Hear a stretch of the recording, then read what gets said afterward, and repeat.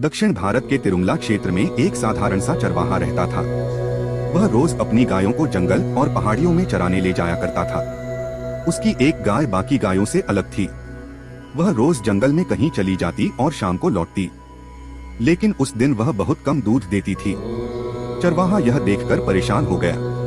उसे समझ नहीं आ रहा था कि गाय स्वस्थ होते हुए भी दूध कम क्यों दे रही है। एक दिन चरवाहे ने तय किया कि वह उस गाय का पीछा करेगा। गाय जंगल के अंदर एक बड़े चींटी के टीले के पास पहुंची। वहां वह शांति से खड़ी होकर अपना दूध उस टीले पर चढ़ाने लगी। यह देखकर चरवाहे को बहुत गुस्सा आया।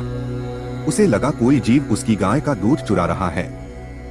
गुस्से में आकर उसने कुल्हाड़ी उठाई और पूरे जोर से चींटी के टीले पर मार दी। जैसे ही कुल्हाड़ी लगी, टीले से खून बहने लगा। तभी भगवान विष्णु स्वयं प्रकट हुए। उनके माथे पर चोट लगी थी। चरवाहा डर के मारे कांपने लगा।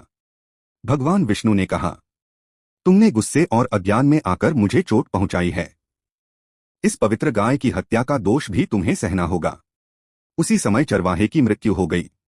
यह घटना राजा चोल के राज्य में हुई थी। जब राजा चोल को यह बात पता चली तो वे तुरंत भगवान विष्णु के पास पहुंचे। राजा चोल ने हाथ जोड़कर कहा, प्रभु, यह अपराध मेरे राज्य में हुआ है। गलती चाहे किसी की भी हो, जिम्मेदारी मेरी है।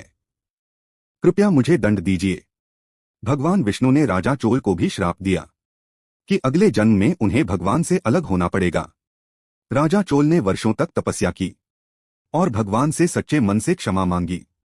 तब भगवान विष्णु प्रसन्न हुए और बोले, अगले जन्म में तुम आकाश राजन बनोगे। तुम्हारी पुत्री पद्मावती होगी।